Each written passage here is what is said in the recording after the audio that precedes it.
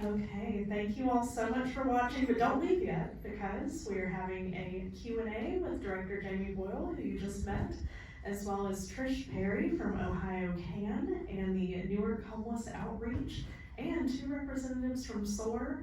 So as soon as our friends from Gateway bring us some more chairs, I don't know where our person went. Or, you know what, I can take matters in my own hands.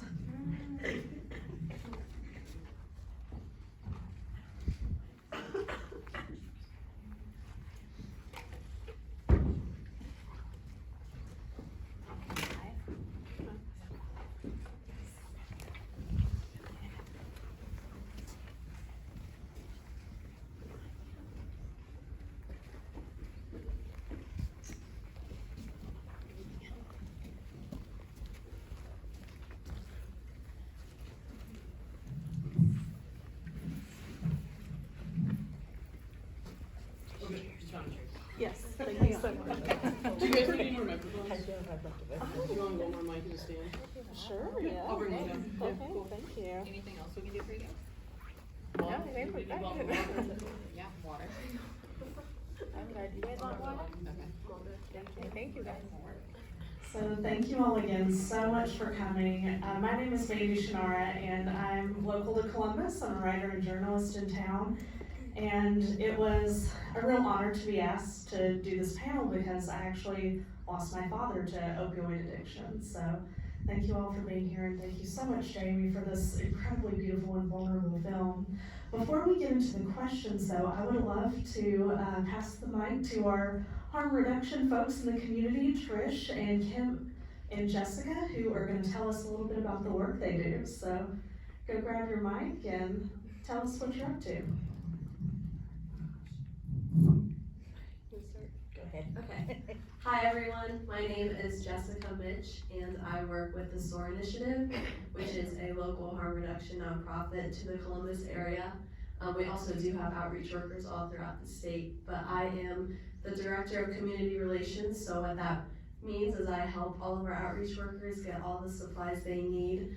We send out fentanyl test strips, syringes, Narcan, other safe use supplies all throughout the state. Hi guys, my name is Kim. I'm also with the SOAR Initiative. I am the Director of Technology and Program Services. So I've been with SOAR for almost 4 years now. So I work with obviously technology, but also kind of heading we call it Strip Club, which is where it's our program where we give out test strips and stuff like that, and then also kind of maintaining the hard work that other people have started for us. So. My name is Trish Perry and I'm from Newark, Ohio. First and foremost, I'm the mother of a child who struggles with substance use disorder for about 14 years now. And he is the reason that I am in harm reduction, and I fully believe that due to harm reduction, he is still alive. I do have a nonprofit. I'm a project of Ohio CAN called Newark Homeless Outreach, where we distribute clean use supplies, fentanyl testing strips. Some we get from SOAR Initiative, so we're thankful for that. But I live in a community that is very stigmatized and does not believe, and none of our city leaders believe in harm reduction. So everything we do is pretty much underground or non-sanctioned. Thank you so much for the incredible and important work you're all doing. I think I speak for the entire state when I say you're making Ohio better, so thank you. And now, Jamie, to get into the questions about the film, what I find so striking is that you had 30 years of footage, and were filming when you were just a little kid. At what point did you figure out that this is the story you were meant to tell?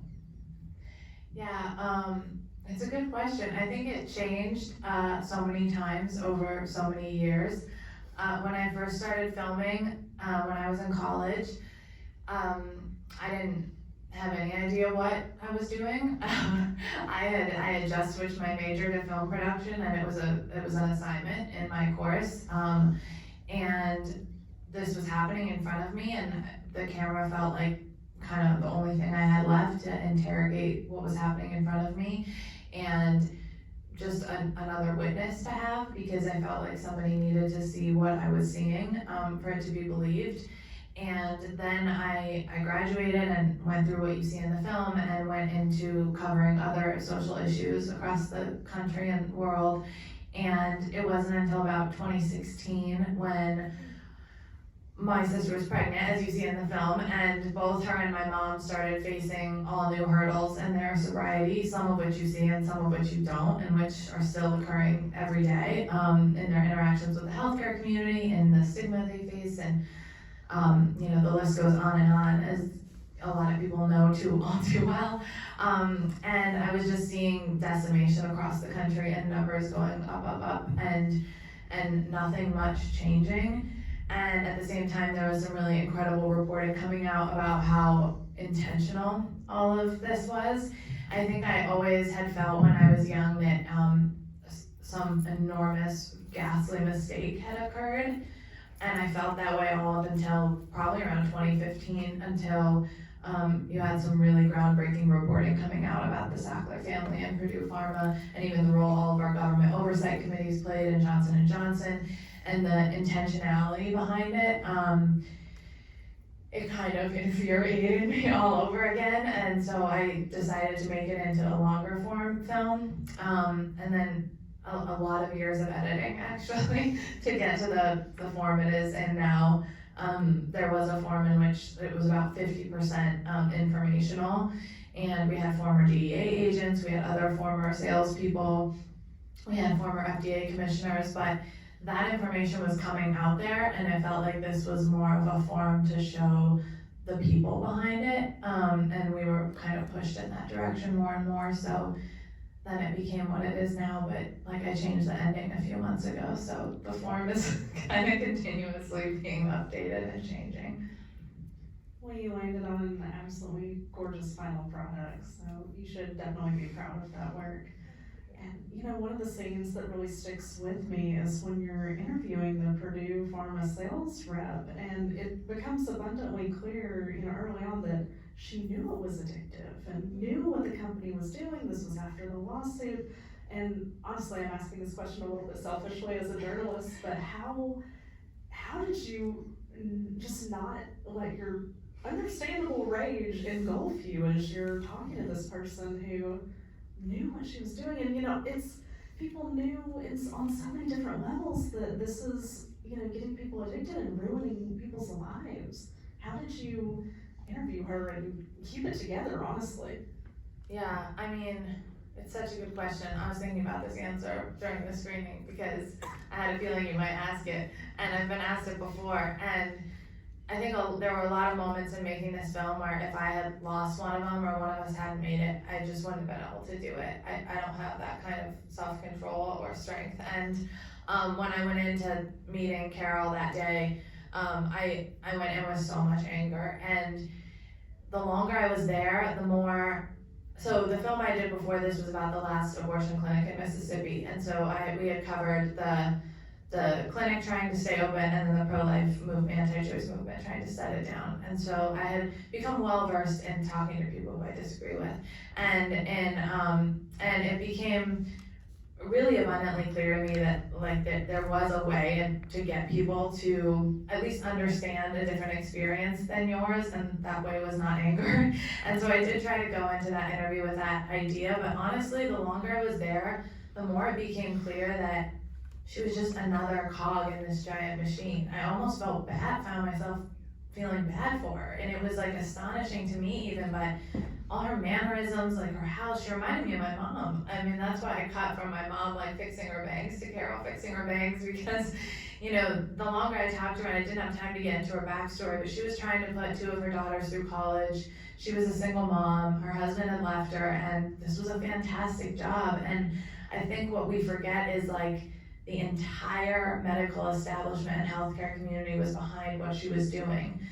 I think there's just such a disconnect, and there was at that time, between these addictive drugs and, you know, Rudy Giuliani and Purdue, they did a fantastic job dividing legitimate pain patients and addicts. And you were one or the other, but you were not both. And so the people selling these drugs felt like, yeah, there are people misusing and abusing them, but that's not the work we're doing. And they did a fantastic job of that, and I just saw that everywhere. And, you know, probably every dentist we see that we all go to in this room is still overprescribing.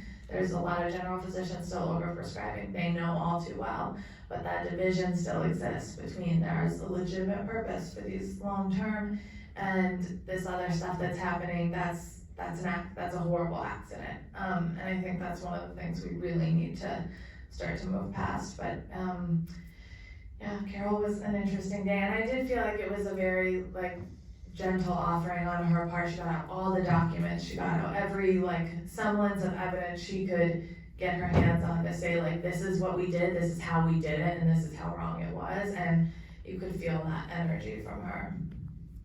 Absolutely, and that scene was so well done. And you know, you're so right that the stigma persists, you know, even in the medical community and the culture at large. So I would love to, you know, ask the harm reduction folks in the community, first, for folks who may not be aware, tell, you know, what harm reduction is, and then also kind of explain some of the myths and stereotypes that you come up against when you're doing this work and how you would address some of those. To me, harm reduction is meeting people where they're at with respect, dignity, and compassion, and non-judgmental.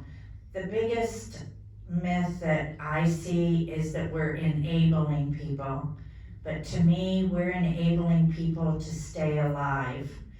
We work very closely with sober living and several treatment providers, so if we can keep them alive by keeping them with clean use supplies, Narcan, fentanyl testing strips, then when they're ready, they can take that next step, and we're there to bridge that gap with the sober living and the treatment centers. But if they're not kept alive, they never make it to any treatment. Yeah, Trish, if you want to pass the SOAR folks the mic, and then you can actually grab this other one if you want. So we're speaking about just kind of trends with the stigma, correct, and stuff like that? Yeah, and just the, you know, kind of myths and stereotypes about the work you do and the people you help that you're coming up against, and then what you would say to address those and set the record straight. Yeah, so Jessica and I up here kind of in an interesting position where we kind of do more work behind the scenes and support our outreach workers. So a lot of, I think our team has a lot of answers for those questions. Jessica and I might not be the best people to ask, since, like I said, we're more support roles. But I do think, you know, the stigma is certainly present, and there are many myths. I think more just on a practical sense, there's a lot of myth that fentanyl can be found in weed. There's a lot of myths that a xylazine overdose can't be helped or reduced by using Narcan, kind of stuff like that. So yeah, I think those are just, there's plenty of myths, especially as xylazine comes more to the scene, at least in Ohio, and more information is learned. So kind of, unfortunately with that is a lot of false information as well. Thank you so much, and this is a question that I would love for everybody to chime in on, but in watching the documentary, it's so clear that the reason Jordan and Mama Boyle, you know, are still with us is because of this incredible support system that y'all had within your family. You know, you, your dad, your mom supporting Jordan, everybody really rallied together, you know, to do what they thought was best, you know, just keep them alive and keep them going. So, I would love to hear, you know, you being a part of that and watching that, what was that like for you? And then for the harm reduction folks, you know, when you're working, you know, with these populations, do you see a lot of people with support systems, and, you know, what are the health outcomes? You know, how do they differ between folks who have really strong support systems and those who don't? I would say I was not a support system. I think maybe in the traditional old school way of thinking about addiction, I was the one, giving the tough love and pushing them to get help, but I was really angry and I would shame them a lot, and I basically, like, that was the only tactic I knew, was let me just shame them and offer ultimatums until something happens. And actually what my mom was doing is now what has thankfully come to be seen as a more appropriate response, which is loving somebody through it, letting them know they're not alone, letting them know that, this is not a moral failing, this is not a choice that they made, this is something that they need help getting through. And I don't know that my family especially has any right answers or does anything right. I think it was we're so lucky and have clearly so many privileges, but it was the sheer fact that there were two of them, so my mom was in it with her. And also I would say that, so that stripped away some of the stigma for sure, but also because it was all couched in a physical health issue, or what we thought was, there was so much caretaking and nurturing going on that I don't think we would have done had we just been able to label it addiction at that time. Now we know that's exactly how substance use should be handled, like a healthcare issue, but we thought we were dealing with, something else. And so that was where so much of that care and love and support came from. And that's just, I love these people and respect them more than anything in the world, but that's the reality. Like, we wouldn't have handled it so well. And when addiction was brought up, it was not handled that well.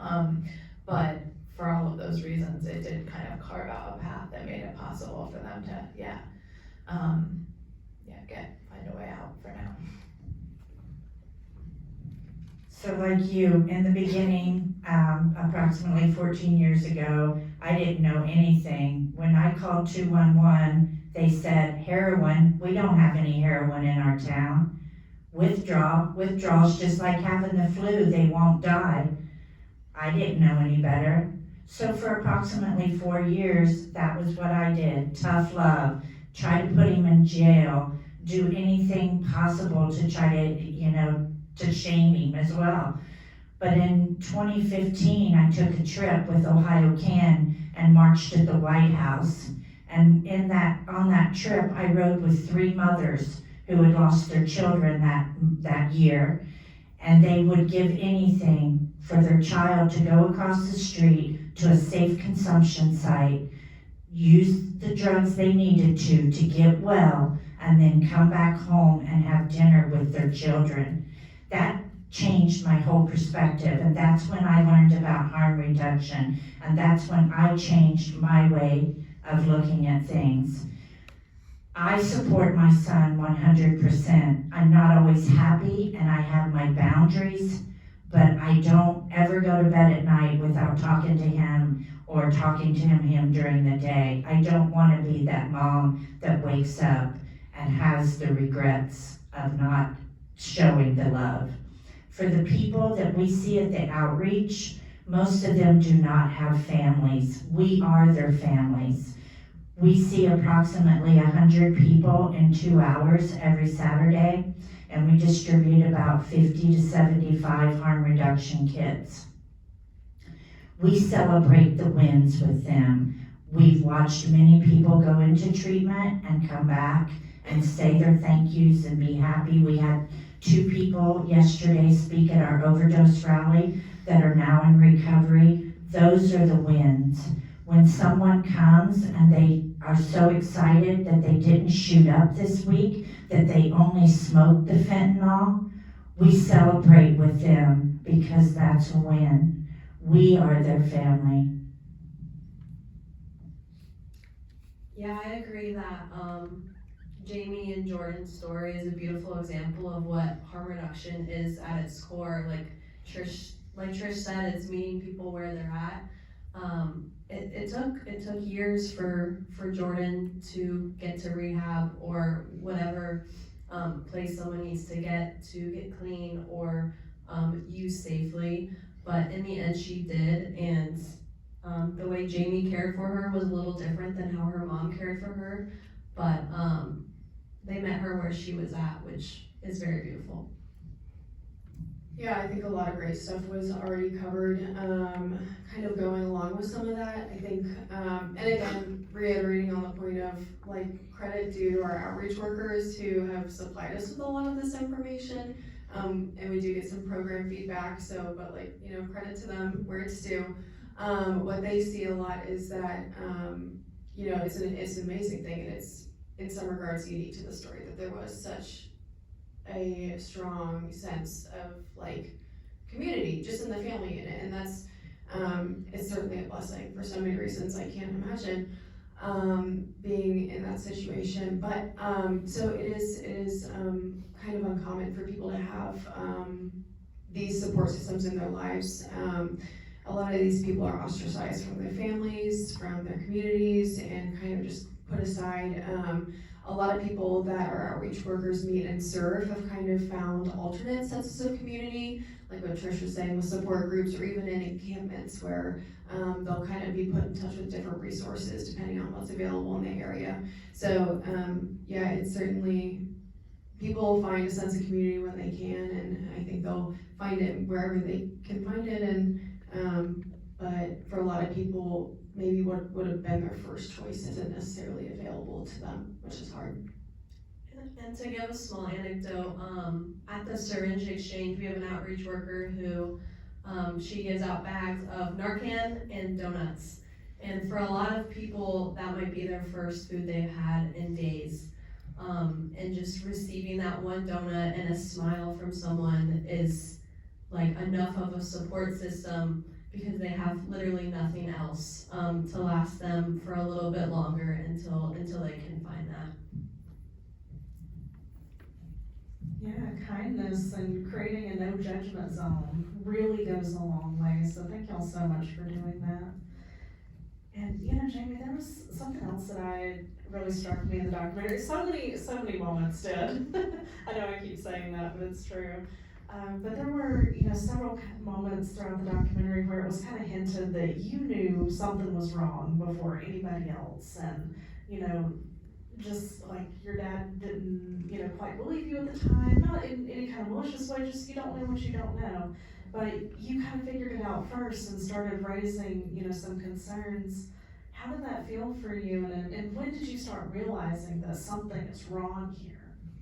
Yeah, I actually have one of my good friends from college in the crowd, so it's a little surreal because it was right around that time we went to, you know, a big state school, CU Boulder, and I was just learning about alcohol tolerance in like a real tangible way.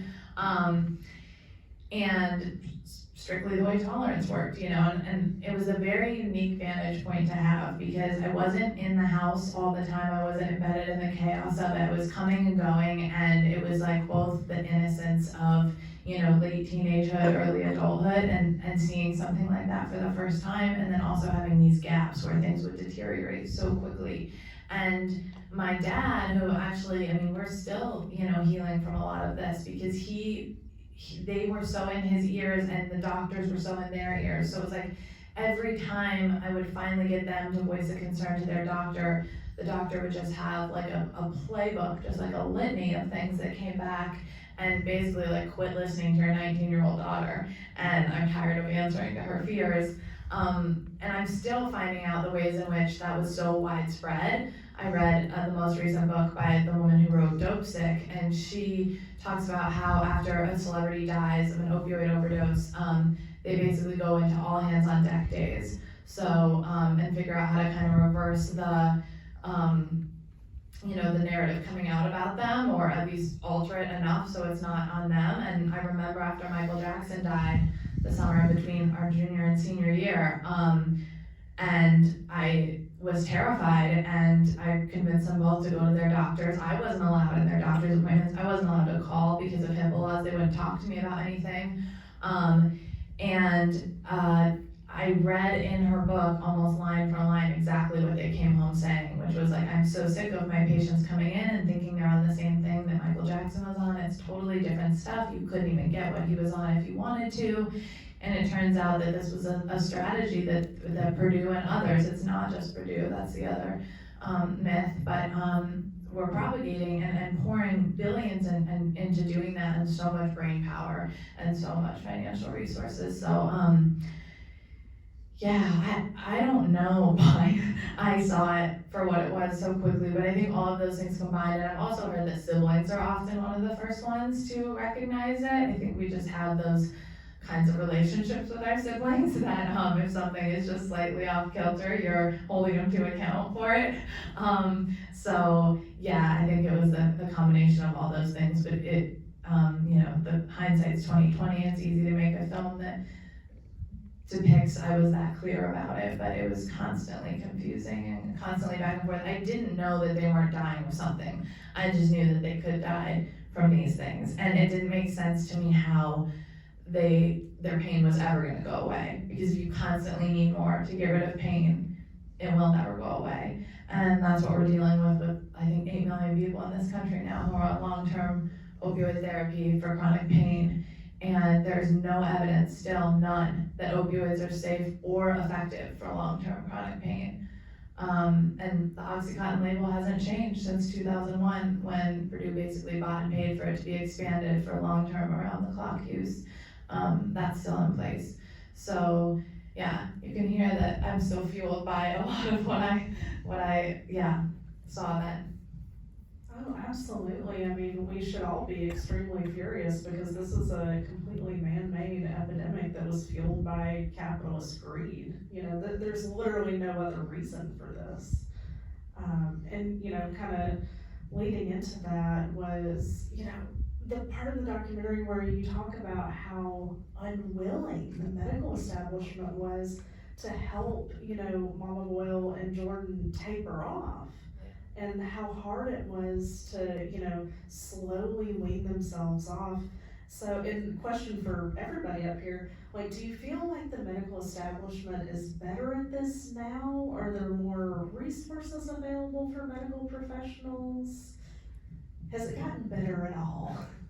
I'll pass it to these guys. And from what I've seen across the country, it's certainly better than it was here, just because of these conversations and the work that these folks are doing, without a doubt, and even the very news of the lawsuits, but not much. And when you have people on chronic long-term opioids, there are like 2 doctors in the country that are actively and openly working to help people get off of them, and their ZocDoc pages are like dozens and dozens and dozens of pages, just maligning them, calling them monsters, saying they're gonna cause suicides and all kinds of things, and that would have been my family members too. But they have no support. And medication assisted treatment, which my mom is on, there's more knowledge about it now, but I mean, she was supposed to have surgery a month ago, and they are so ill-equipped to handle anyone on it. They don't know what it is. They told her to go off cold turkey, which is deadly. It was because I knew Dr. Kalani, and she happened to tell me that I told her don't do that. So it's like the list goes on, and I hear those stories everywhere. But I'm gonna pass this off because I talked a lot. So in Newark, the opioids are not being prescribed like they were 10 years ago. That has changed. The medically assisted treatment, though, is few and far between. For many years, we drove to Columbus for Suboxone, and currently he's driving 100 miles round trip to Columbus every day, 7 days a week, to get methadone, because we do not have a methadone treatment in Newark or Licking County. And the biggest reason for that is stigma behind methadone. But you don't see people dying of overdosing of methadone, at least not around here. So there has been some good, but there's still a long ways to go.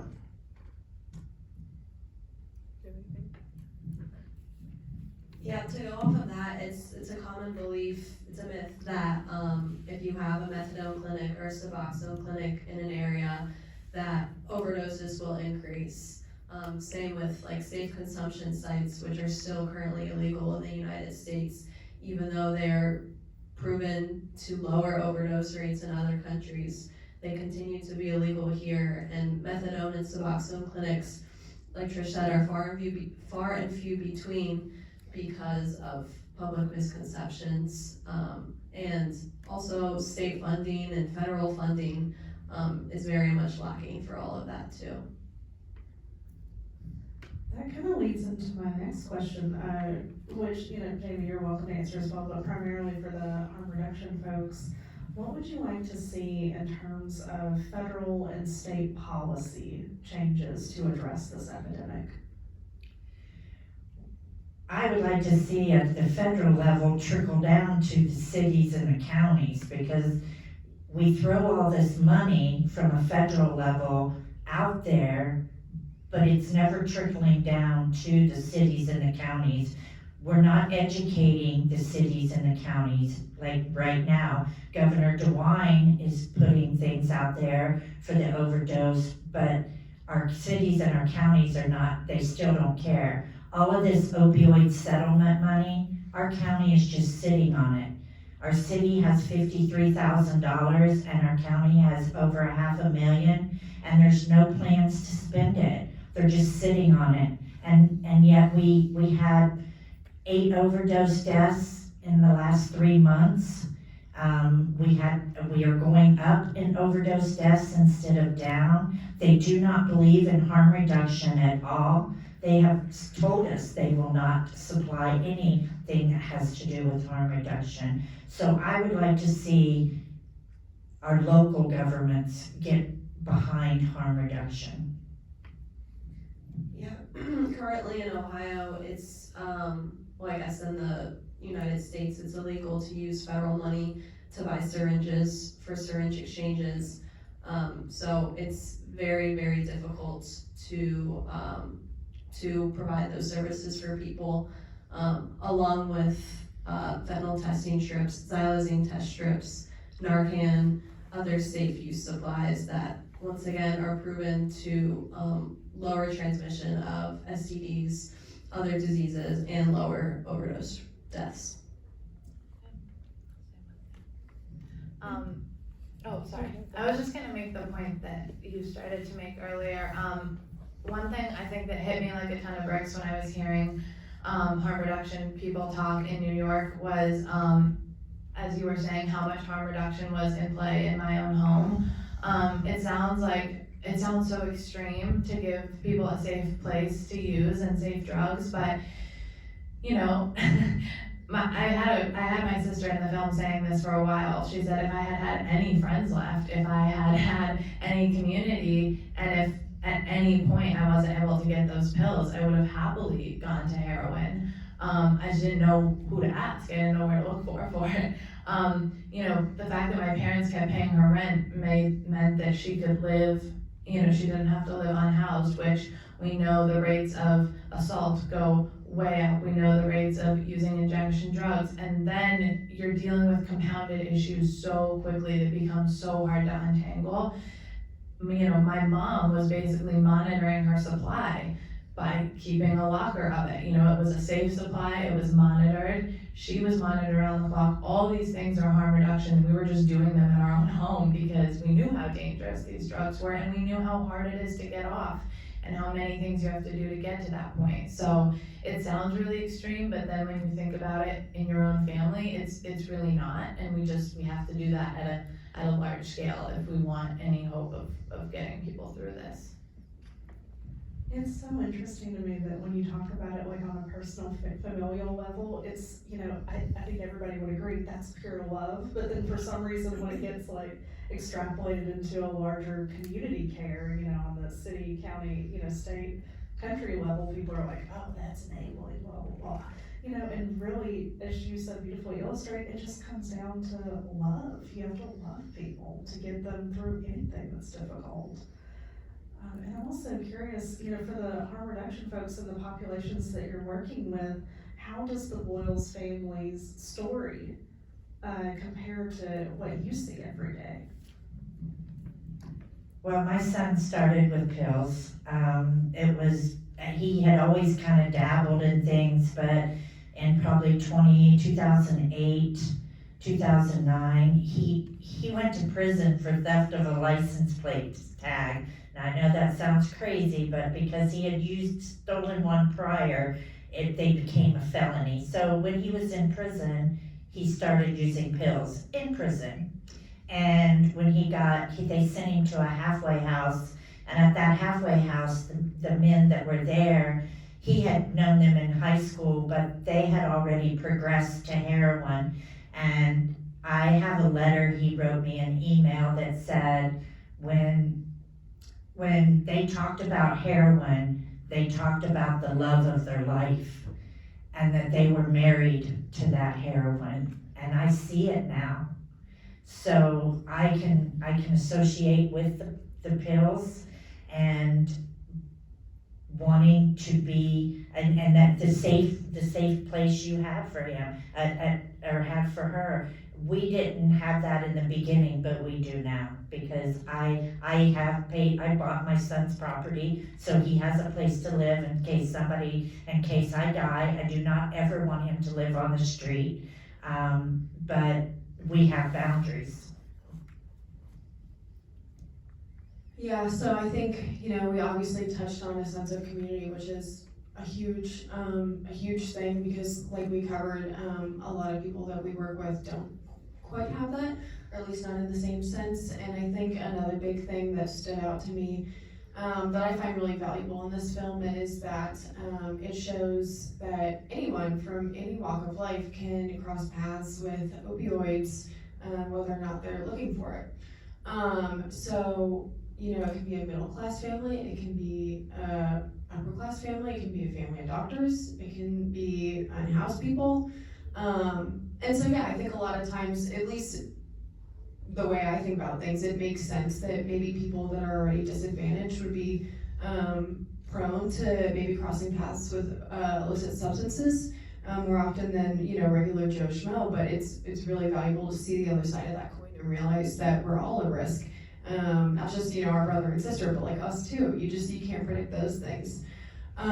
So yeah, it does happen a lot, and kind of what Jamie was touching on, there's a lot of intersectionality that's present too, where when you are, an individual that's part of a minority population, and you're already disadvantaged in A, B, and C ways. I kind of was just thinking of an example. So xylazine, as some of you are probably familiar with, is a sedative. And xylazine is pretty commonly found mixed with fentanyl in substances. And so let's say there's a person, who is an unhoused individual, and it's summertime, because you see a lot of increased substance use in the summertime, and say they're, out on the sidewalk and they just took something and there's fentanyl and xylazine. That person is going to have exacerbated impacts, more than likely, of those substances on their body compared to someone who's doing it in the safety of their own home, that they're, in with air conditioning. And so as a sedative, you're at higher risk for heat exhaustion and dehydration, potentially in a situation where you can't be, roused. So yeah, these impacts are a lot of times kind of work off of each other, and make, that individual on the sidewalk is going to be at a much higher risk for overdose and overdose death. So Thank you so much for bringing that up. Those are all extremely good points, and intersectionality absolutely plays a huge impact in people's health outcomes. So we're going to open it up to audience questions, so be thinking about your questions. But before we do that, I would love for y'all, the harm reduction folks, to tell folks how they can support your organizations and this important work you're doing. Newark Homeless Outreach has a Facebook page. It's just Newark Homeless Outreach. You can go to the Facebook page and we post our needs on there. Ohio Can does have a website, and Newark Homeless Outreach is a project of Ohio Can, and there's lots of good information on there and ways to support us both monetarily and with contributions of various items that we need. I think for us, right now, we're just any donation is really, really beneficial, considering the harm reduction packages that we send out, and also the things that the materials we equip our outreach workers with. Syringes are in short supply and very, very expensive, and I recently did a part in our request form for materials where I was like, hey, what's the most important item we can send you? And pretty much everyone is like syringes, so donating is a big thing. And I think too, just whatever work you can do to serve people in your life, serves us, because what we do, we're trying to serve everyone, that this might be relevant to. So I think something that I've kind of like had in the back of my brain since doing this work is that a concerned friend, a concerned mom, a concerned, cousin is a good friend, mom, cousin. So, we have an app, we have a website, it's www.thesoorinitiative.org. Download the app, get text alerts about what's going on in your area. If there's someone in your life who, might be involved with substance use, like sign them up or pass those text messages along. So. And of course, carry Narcan after the Q&A, the audience portion. The folks from SOAR are going to lead a Narcan training, so please stay for that. And I grabbed some on your way out from their table. So I'm gonna come around with the microphone, so if you have a question, raise your hand, don't be shy. I'll come bring the mic to you. While you're going, I'll say that also next to these guys' table outside on the right is a stack of audience surveys, and it's the way we can partner with folks like this and keep doing this work and highlighting their work. So it takes like 30 seconds to fill out, and we always appreciate that. It's my turn. Thank you for bringing the mic. So, Director Jamie, really appreciate all the effort you put in for this amazing film and with the team. So I've always been taught to always be conscious about our position in the society and always try to be a part of the solution to our problems. So as we're working through this huge decades of projects, what are some advice you can give to us young adults who are going to this healthcare mud pond or mud ocean that we're trying to essentially make slightly different and not get disappointed by reality and not get disappointed, not get tired of not seeing results over time? Wow, that's a good question. I ask myself that every day. Trish said it best earlier today, celebrate the small wins wherever and whenever they happen and let them mean more than, the big wins. I actually had a guy last night come up to me and tell me that, and this is the first time this had happened, he disagreed with everything on the panel, and that he really felt like, abstinence only is the only way to go, and if you're doing anything else, it's just harmful. And that's obviously, regardless of your recovery path, facts and figures fly in the face of that. But it's super discouraging that somebody could sit through this film and then have a very simplified and harmful takeaway. But I just trust that he got something out of it that will help him along the way, and even if it's just a tiny, seed of something. And I really every other small win means so much more to me, and nothing is too small, because I saw the tiniest things save the lives of every one of my family members, but especially those two. Even one doctor giving them the time of day, just listening to them and making them feel seen, even if they offered nothing, saved them that day, and for whoever knows how long. And then doctors like Dr. Kolodny, who are, he gets death threats on Twitter every day. He's very maligned at this point. They're saving lives all the time, and I don't think he ever directly sees that or even hears it, but I know that. He saved my life by telling me exactly what I had seen in my own home 10 years before. So I don't know if that's helpful advice, and these guys who face this every day can probably give better advice than I can. I hide behind a computer most of the time.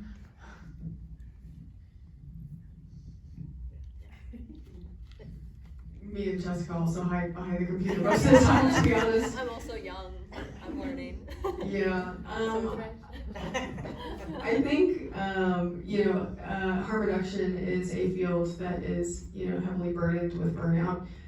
So it's a topic of discussion a lot in our weekly team meetings of how to support our outreach workers.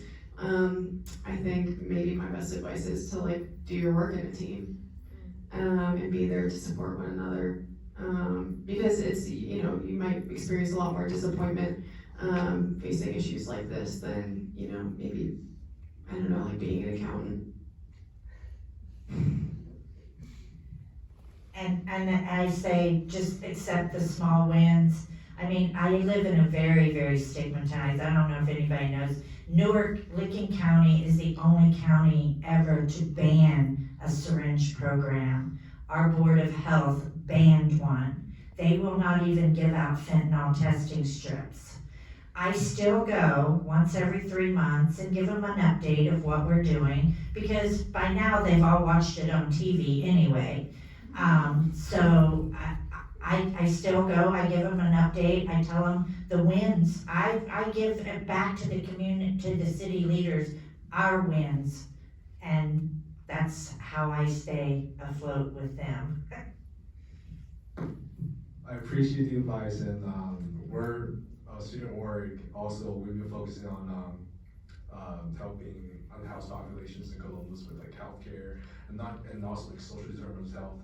So we've been connecting with SOAR, and we exchange contacts. So we look forward to working with you guys in the future. And thank you guys for the advice. We just gotta keep it going, you know. And also got a family emergency. Gotta go drive back home right now, so we're gonna take the time. Good to Okay, we have another question. I am coming to you.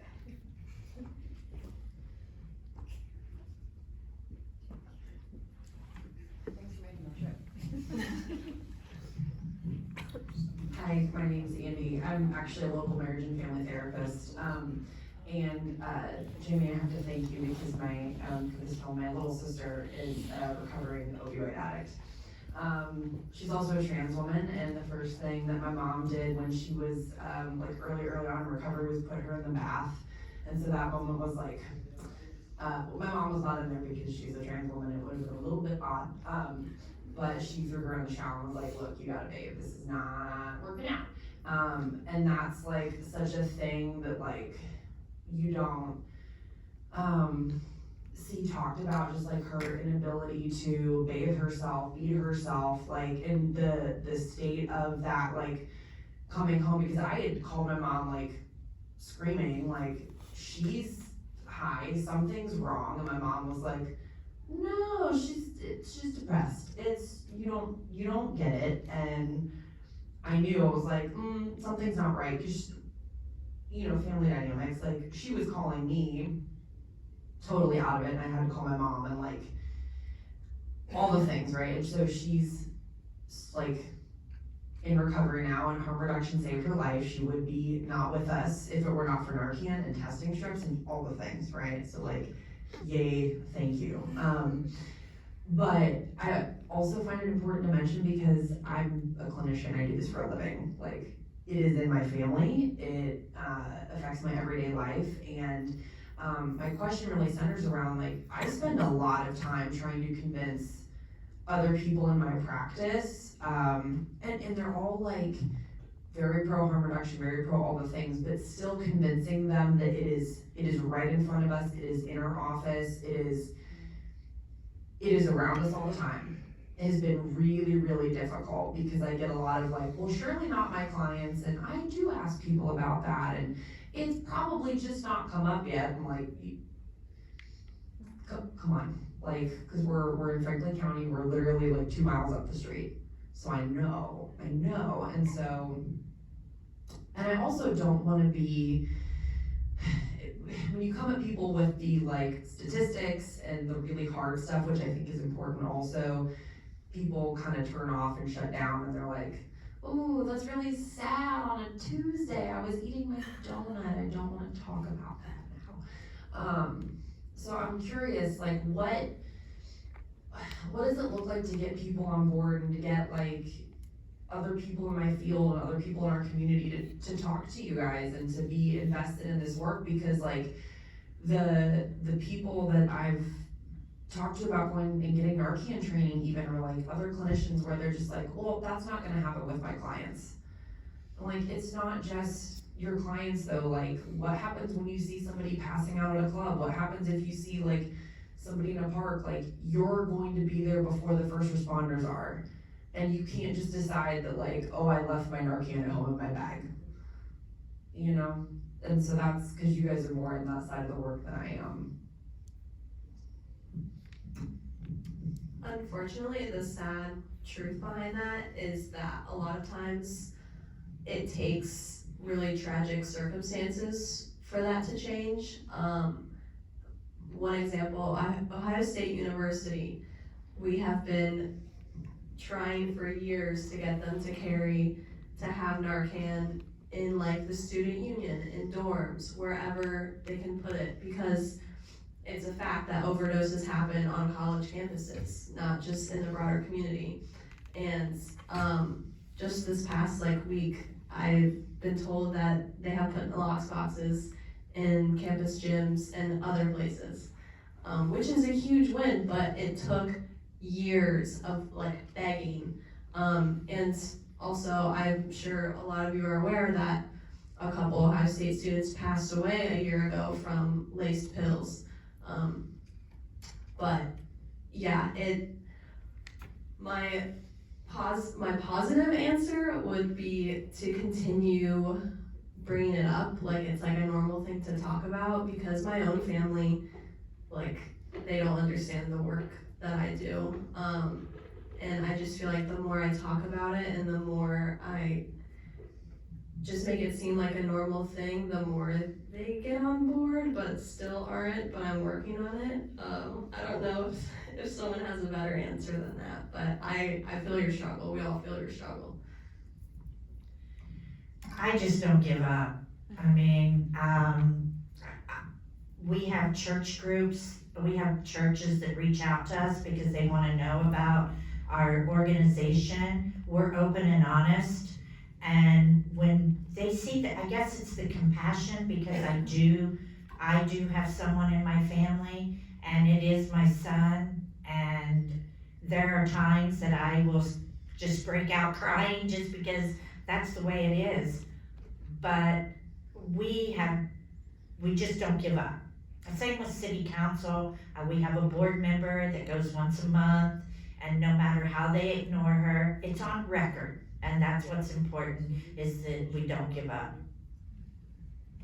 Yeah, I mean, thank you for being the squeaky wheel, because that is what's gonna normalize it and make it part of a normal conversation. And people ask advice all across the country, and I just say, keep talking about it, keep being open about it.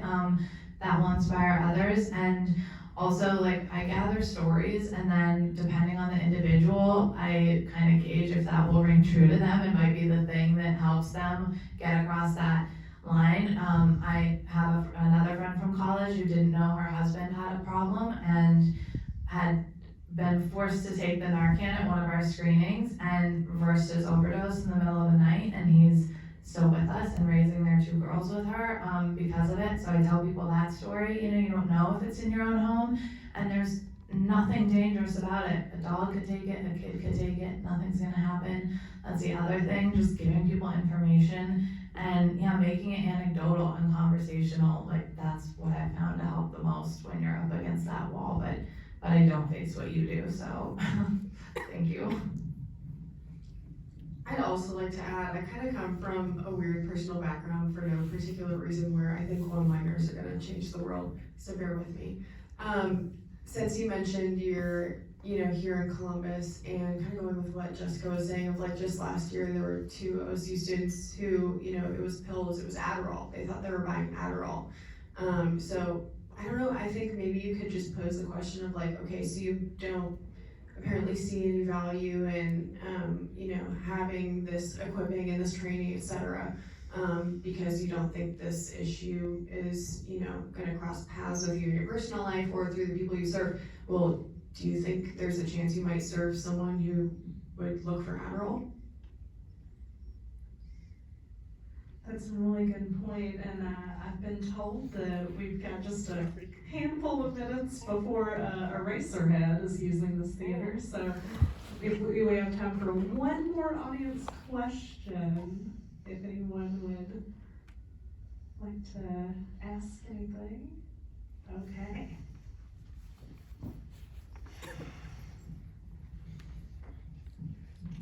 Thank you for the movie, and I would like to thank you, the whole panel, because I'm from the state where government left behind many issues, and I always admire people who keep from the state, I mean from another country.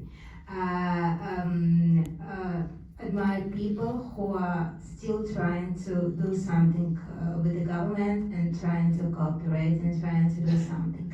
But actually my question is to the respected film director. You mentioned Dopsic, and your movie is using many facts from the Dopsic. Why you decided, okay, what is your relation to it, let's say so, to this TV show? Thank you. What is my relation to what? Sorry, I just lost the last word or two. Okay, it's kind of, the facts are the same, but nevertheless you decided to issue your own story and your personal movie using these facts. So did it help you? Did it bother you? It didn't bother you. You didn't care. You don't care about it. So this is my. I was really impressed by this TV show some years ago, and so. Okay, this is the question is asked. Thank you. Thank you. Yeah, I think I understand. No, it's a good question. I have an interesting relationship. I've actually never been able to watch the show. Danny Strong, who created and wrote and directed it, has been a huge supporter of ours. I was basically trying to get help promoting the film, and he watched it, and it was actually too close to the series for him to be an EP. It would have messed up his contractual agreement. So I understandably went to watch the series, and I got about 30 seconds in and had to turn it off. It was just too close to home. But I would say the book, Dope Sick, by Beth Macy, which he based the series off of, that, and along with, I'd say, 5 or 6 other books on this topic were, they were like my Bibles for from 2016 on, starting with the article in the New Yorker, the empire that built, or the family that built an empire of pain, and it was the first one to name the Sacklers and to talk about Purdue, and it just made everything I had seen make sense. I had seen it happen in my own home to 2 people, and then I'd watched it happen in the country, but I still did not understand how it was happening, how it happened, what all the major players were, how it was still happening, and it was such a gift in that way because it helped me understand. So I had a lot more of that information in the film before because it wasn't out there as much, and then the longer it took me to finish the film and the longer I kept filming, the more it became part of the cultural knowledge of what had happened in this country, that burden was kind of lifted, and I could take that out and assume people knew we're coming to the table with at least the base level knowledge, which, like, when I started this, people didn't even know what an opioid was. Like, in 2016, like Jordan says, that word was not used that much. And so, yeah, now I would never dream of having to explain that in this film. And it's because of that reporting, and it feels like it's papered everything from here to Timbuktu now, but it really is like 5 to 10 major reporters who have done that work pretty much on their own. And then that launched the lawsuits in this country. Thank you all so much for coming. Please join us outside at the SOAR table to get some free Narcan, and also we're going to do a Narcan training so you can learn how to properly use it. Visit anonymoussister.com for more information about the documentary.